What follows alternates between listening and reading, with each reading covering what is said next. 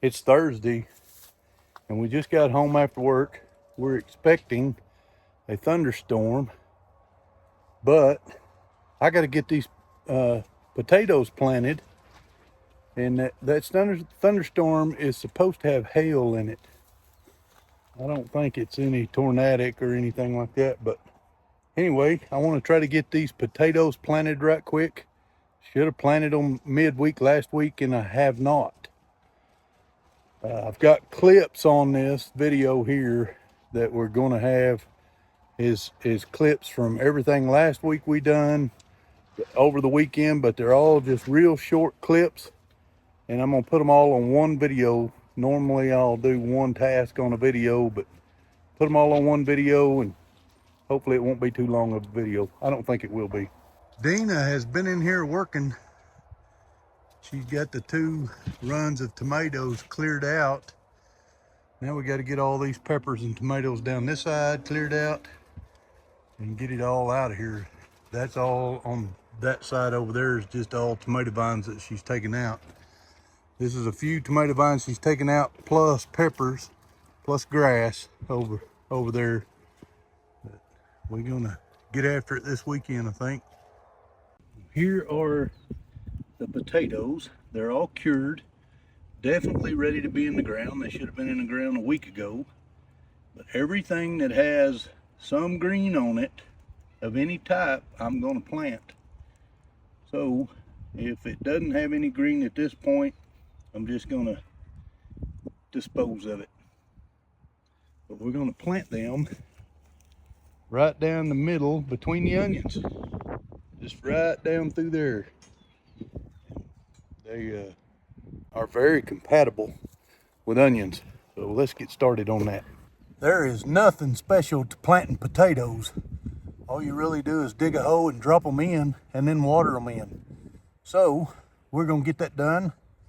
And first thing I'm gonna do is just lay them out, kind of space them out, count how many I got. I decided not to just lay them out. I'm going to plant them as I go because there's some really small ones. We had 28 that have a bud on it of some type. I don't anticipate all of them or making a potato plant, but I do anticipate a bunch of them making potato plants. So here we go. Let's get started on that. Let me show you what I got. I've got my auger here, and I got a mark right there on the shaft at 1 foot. So this bed is 30 inches long, and I got 28 potatoes I want to plant, so one every foot right down the middle.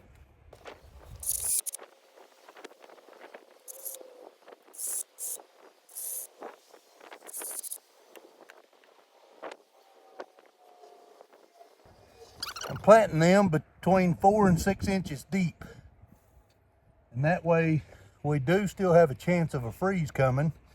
That way they'll make it through the freeze no problem, and have plenty of root system under them when they do break the ground.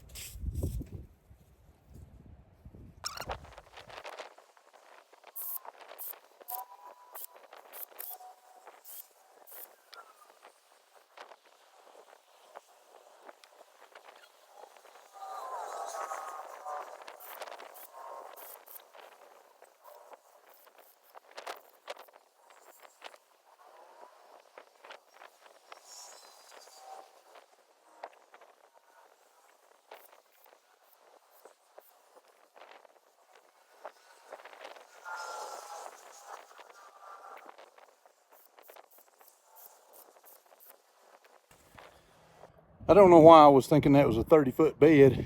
It's a 24-foot bed.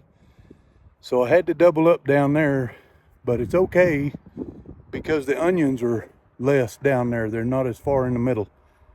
So now all we gotta do is water everything in. We're gonna water the onions at the same time.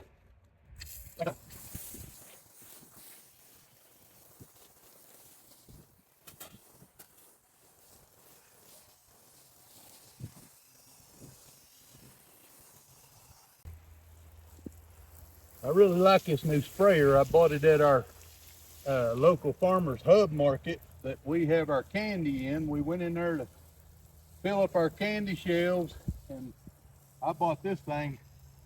I've been needing a new one. That farmer's market hub is on West Beach in Duncan, Oklahoma, and it's called Thinkability.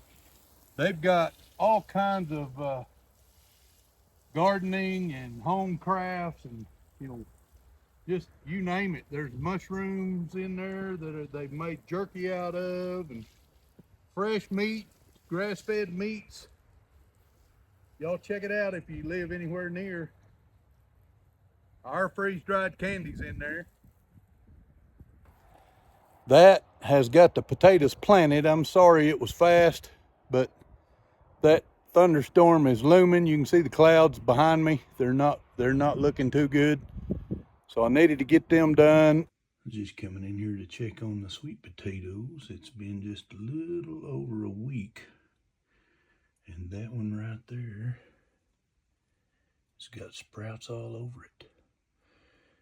That is the Stokes purple sweet potato. I don't see any other sprouts right now at all on any of the rest of them. So I'm gonna check soil moisture and make sure they got plenty of moisture and let them sit another week. We're really gearing up for the Okie Homesteading Expo. Those are all sour Skittles. We've got some tahini Skittles in here. So the sour Skittles are ready. I'm going to take them up, get another load of them going. But that's what they look like when they come out of the freeze dryer. And then I've got this whole bucket here. I'll make a small freeze dryer full of cotton candy in there. In there we got cotton candy flavored cinnamon. Cinnamon's super popular. Butter pecan. And there's one more down. Oh, yep. Strawberry banana. Strawberry banana. That is going to go in a small load. And over here we got, this is a large load. It's got an assorted mix of flavors there. Cotton candy. I think that's licorice. Not real sure. Down in the bottom, we got huckleberry, banana. They're really popular. Like a orange creamsicle and watermelon. So busy on the homestead today, and this is just what we're doing first thing this morning. That is 266 pieces of taffy that I'm going to turn into 1,064 pieces. So I'm going to show y'all. I'm not going to show you the whole thing because it just takes forever. I'll be doing this for a couple hours or more, but I'll show you exactly what I got to do to it and go from there. I've got my medium freeze dry trays ready. Got the candy that's going to go in them sorted out, and I've got a non-stick baking mat in the bottom of each tray. And then we're going to get the candy ready now. So let me explain what I got going here. I've got a catch bowl that I put the wrappers, and there's lots of crumbs come off of that. So I'll always open this taffy over the catch bowl. Put it right there. That way the crumbs stay here and don't make a mess all over the room. And then I'll put the unwrapped taffy in here. After it's unwrapped, I'll unwrap the one flavor and then I'll cut it. This is a taffy cutter. I'll cut it just like that. It made 4 pieces. So that's why 266 makes 1,026 or whatever it is. And then it gets placed on the tray in a certain number and row. And I'll show you that when I get to that point. But I'll show you how I cut that taffy. So I just center it up, try to, over the taffy itself. and you just press it down. This taffy cutter, if it had sharp edges, it might be a little bit better. But those layers of that 3D printed material, they kind of peel off every now and then. So I don't know how I would keep it sharp if I did sharpen it. This is what they look like before they go into the freeze dryer. Doesn't have to be perfect, but you want separation between each piece. And this is what they look like when they come out of the freeze dryer. This batch is ready to go to Okie Homesteading. So we got the package, dill pickles. These are fruity marshmallows, which are real popular with the younger kids.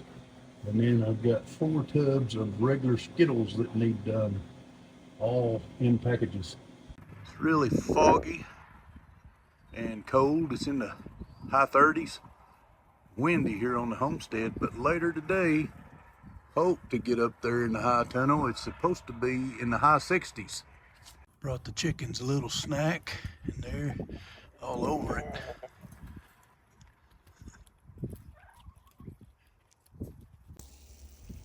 We were watering the onions before daylight.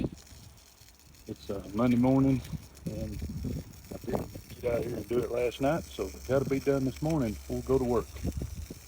And I'm going to stop this video right here. Like I said earlier, I'm going to put a whole bunch of clips from last week and this week that I hadn't got in a video yet. So it's just everything that went on. This has been a crazy busy week. I put out a little short where I was watering these onions in the middle of the dark. It's early morning. It's like 4 a.m. actually. So thank y'all for watching. Please like and subscribe if you hadn't already. Hit the notification bell. And just God bless y'all.